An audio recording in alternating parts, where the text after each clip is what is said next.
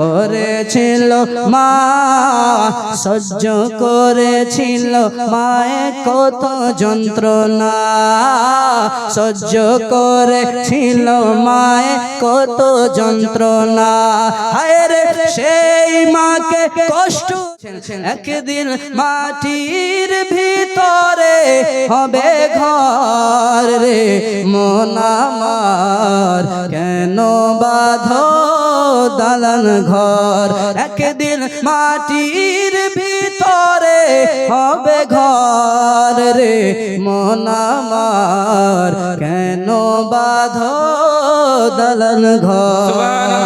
বাড়ি বাড়ি করিস না ভাই, বাড়ি বাড়ি করিস না ভাই, আপন বাড়ি সবই পর, আর মরলে পরে যেতে হবে সেটাই হবে আসল ঘর রে মন আমার, কেন বাঁধো দালান ঘর।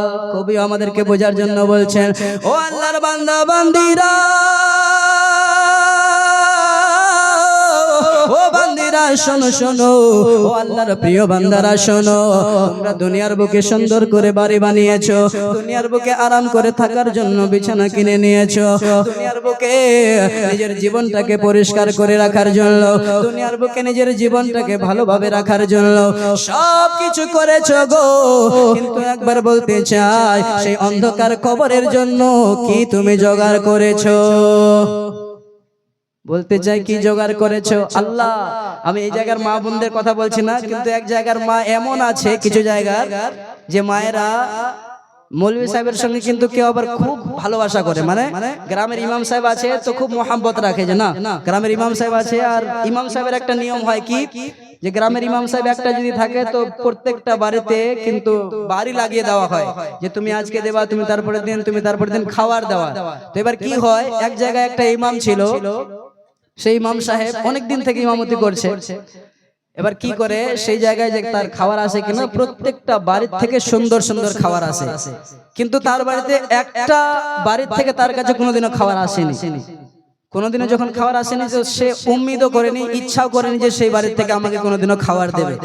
ইমাম সাহেবের চিন্তা দেখুন, ইমাম সাহেব ভাবছে যে আমাকে ওই খাবার দেবো না কোনোদিনও, এই চিন্তা করে সেই মৌলভী সাহেব কি করেছে, তার বাড়িতে খাবার আসবে না কোনো ভরসা নেই, আর সবাই ভালো ভালো খাবার দেয়। একদিন হঠাৎ করে কি হয়েছে, সেই বাড়ির থেকে, যেই বাড়ির থেকে কোনোদিনও ইমাম সাহেবকে খাবার দিয়ে পাঠায়নি, একদিন যেন হঠাৎ করে একটা মাটির বর্তনে করে অনেকগুলি ক্ষীর দিয়ে পাঠিয়েছে ইমাম সাহেবকে, বাড়ির ছোট্ট বাচ্চা দিতে এসেছে। তো যখন বাড়ির ছোট্ট বাচ্চাটা ক্ষীর নিয়ে এসেছে কিনা, তো ইমাম সাহেব তো মানুষই ছিল, জিন জাতি তো নয়, যখন ক্ষীর দেখেছে তো একটু লোভ চলে এসেছে, না ক্ষীর দিয়েছে, সুবহানাল্লাহ খুব সুন্দর লাগছে, সেন্স আসছে, খুব ভালো লাগছে। তো এবার যখন ক্ষীর দেখেছেন কিনা, তিনি তাড়াতাড়ি করে একদম ব্রাশ করে রেডি হয়ে কুল্লি কাল্লা করে একদম ওযু করে সুন্দর করে বসেছেন, যে এখন ক্ষীরটা আমি খাবো, খাওয়ার জন্য বসেছেন।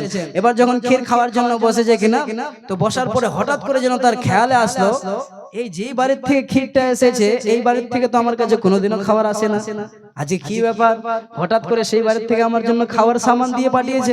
জিজ্ঞাসা করছে, বাবু, ছোট্ট বাচ্চাটা খাবার দিতে এসেছিল, তো জিজ্ঞাসা করছে, বাবু তুমি যে এই ক্ষীরটা নিয়ে আসলা কে দিয়ে পাঠালো? তো এবার সেই বাবু বাচ্চা ছেলেটা বলতে লেগেছে, আমার আম্মা দিয়ে পাঠিয়েছে।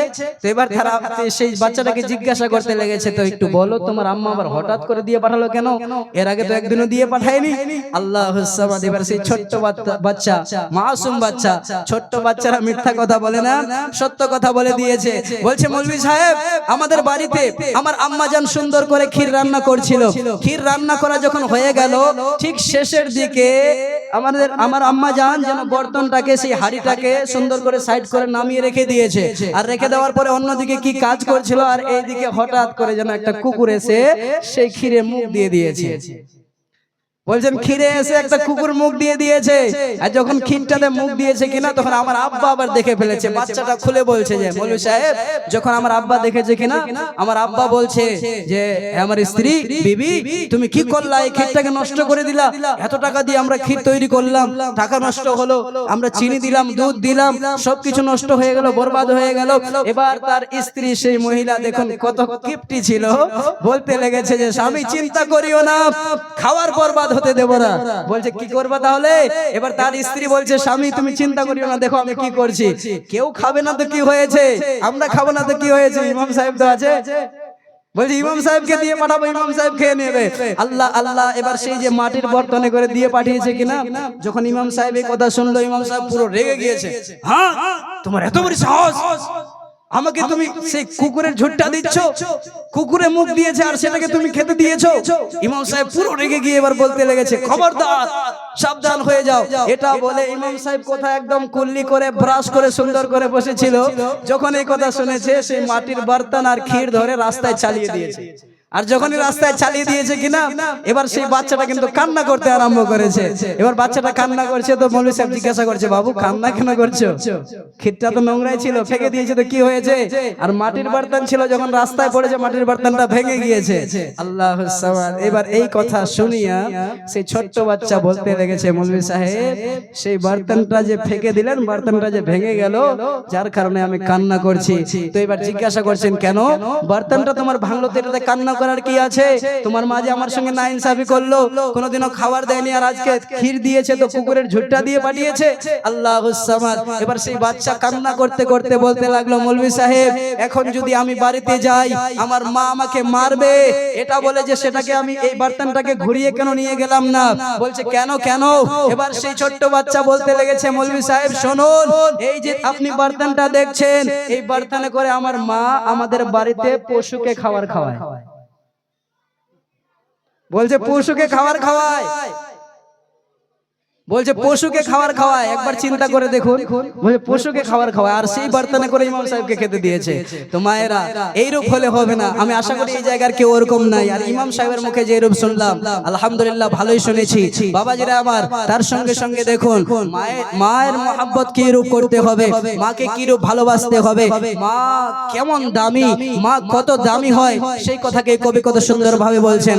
মা কেন এত দামি জানে না সকলে, মা কেন এত দামি জানে না সকলে, জানতো যদি পড়তো নিজে কোরআন হাদিস খোলে, জানতো যদি পড়তো নিজে কোরআন হাদিস খোলে, একটি গজের সওয়াব মিলে, একটি গজের সওয়াব মিলে, মাকে একবার দেখিলে, মা কেন এত দামি জানে না সকলে, মা কেন এত দামি জানে না সকলে, জানতো যদি দেখতো নিজে কোরআন হাদিস খোলে, জানতো যদি দেখতো নিজে কোরআন হাদিস খোলে, 10 মাস 10 দিন গর্ভে